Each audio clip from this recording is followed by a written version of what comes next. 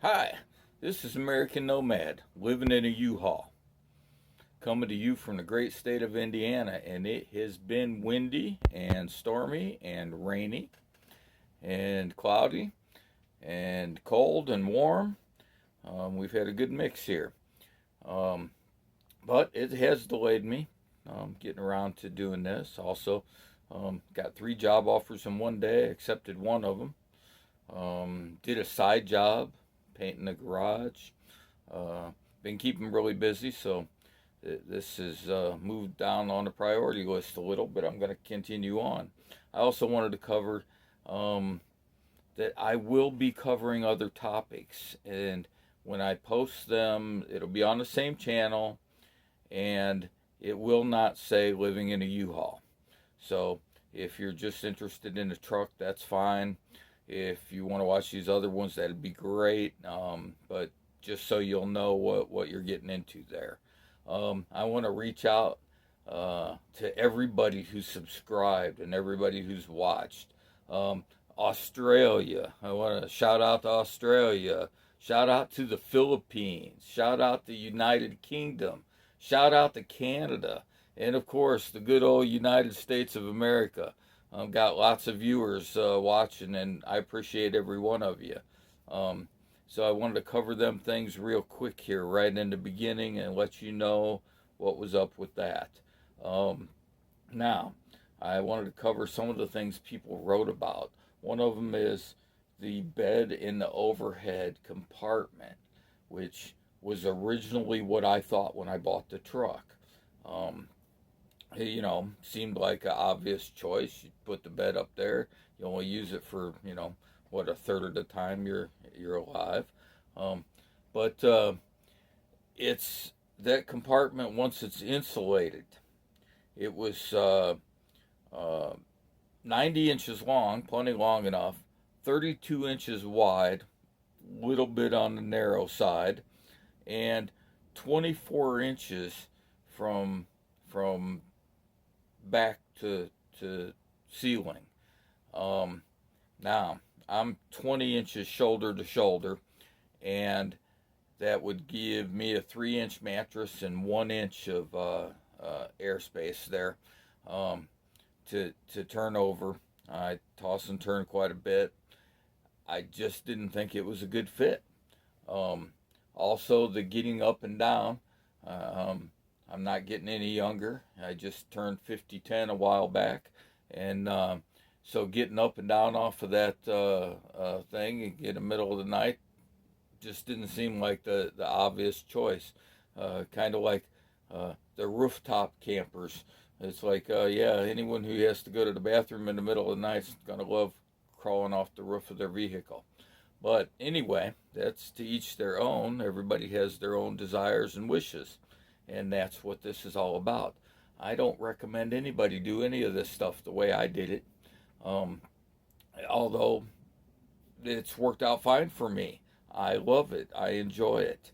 I think that other people might take some of the ideas and incorporate them into what they're doing, or take some of the things and say, I was planning on doing that, but now I'm not going to.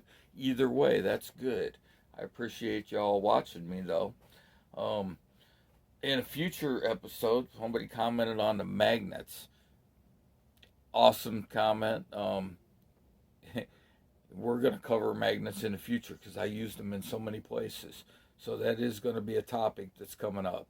Um, um, Also, one of the comments was how clean it looked.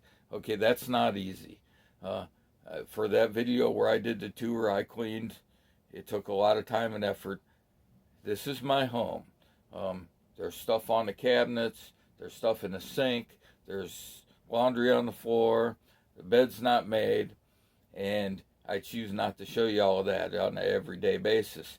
But also, everything you do, this lifestyle is not easy. I'm working this job. It's only part time, but it's 5 days a week, and I go there, and every day I have to make sure everything's off the shelves, tied down, locked up, closed. Um, and then you come back and you want to cook or do anything, you got to get all the things out again. Nothing is convenient. You have to go get water and handle waters at some point. You have to handle the sewage at some point. So there's a lot of inconveniences to this lifestyle, and I don't think it's for everybody. Skydiving's not for everybody. It definitely wasn't for me. I'm never going to jump out of a plane. Probably never get in a plane again. So that, to each their own. You do what you want to do. I hope that you find something interesting along the way that helps you out. But today's episode is going to be about the refrigerator. And Canadian Hawk asked me, why 110? Well, it didn't start out as 110. This was all going to be 12 volt. I bought a 12 volt refrigerator because I bought the 12 volt solar system, and I was going to have a 12 volt TV. My intentions was to buy a 12 volt microwave from the truck stop and have other 12 volt items, and I did have some along the way. But the 12 volt refrigerator that I bought, which I loved, it was a wonderful refrigerator. However, after 10 months, that refrigerator failed, and I had to ship it back to the manufacturer, supposedly. I think it was made in China, and that's where they sell them. But anyway, the first step is it quit functioning. Now, I've been in the appliance repair business for 25 years, so I know a little bit maybe about this stuff. And I called them up and told them what was going on with it, and they said, well, before it could be shipped back, there was a process to go through. So they sent me a bunch of emails, about 3 different emails, and I had to take the thing apart and unplug thermostat wires and untangle a thermostat wire they had tucked away in a hidden spot and plug that thermostat wire in and then try it again. And then I had to take pictures of the plug that it was plugged into and show them that I had, with my meter hooked up, that I had the proper electric there, and all these hoops you had to jump through in order for them to give you a shipping number and accept the shipment back. Not to mention I had to box this unit up. I had to create my own box that was sturdy and safe and thought would travel clear across the country to California. And then I had to pay for shipping because while it was under warranty for a year, they only covered shipping for the first 90 days. We were at the 10-month mark. So I paid for shipping. It was over $300 to ship this to California. But I did like the unit. It was expensive. And I thought, okay, let's do it. So I shipped it back to him, and I used a cooler for a little while. And then I realized, again with the cooler, that was a bad... If you're going to live full time, you need better than a cooler. So the cooler's not a good thing, but I waited for several weeks. It took a long time for them to process the order. I would say that it's the worst company I've ever dealt with. It's too bad. I loved their product initially. If it continued to work forever, I'd be the person to be shouting, all the praises in the world to them because I liked the product. Unfortunately, it didn't last. And once again, they sent me a new one because they were unable to repair the one I shipped back. They did replace it, sent me a new one. That new one had a new warranty, and it was a year on it, and at 14 months, it failed. And at that point, I knew that I wasn't going to pay for them to fix it. I wasn't going to pay for that cost to ship it. That if I wanted another one, I would just have to purchase another one. So I started out looking around, and what I found was with COVID going on, there were no refrigerators to be had. Didn't matter what kind, whether I wanted 12 volt or whether I wanted 110 or what I wanted. So I found this one here, this, whatever this thing is, and it is compact like a dorm fridge. Now, you can put stuff in the freezer and it'll thaw out. If you buy ice cream and put it in the freezer, you'll have a bowl of ice cream. It won't stay frozen. That's that. I just don't have a freezer, but I didn't have any other one. It was just a refrigerator, no freezer at all. This, if I buy frozen meat and put in there, it will stay. It's not 0 frozen. It's 32-degree frozen, but better than nothing at all. And that's where I'm at on the refrigerator, and the reason that it's 110. I had no intention of running my inverter full time in order to run a refrigerator.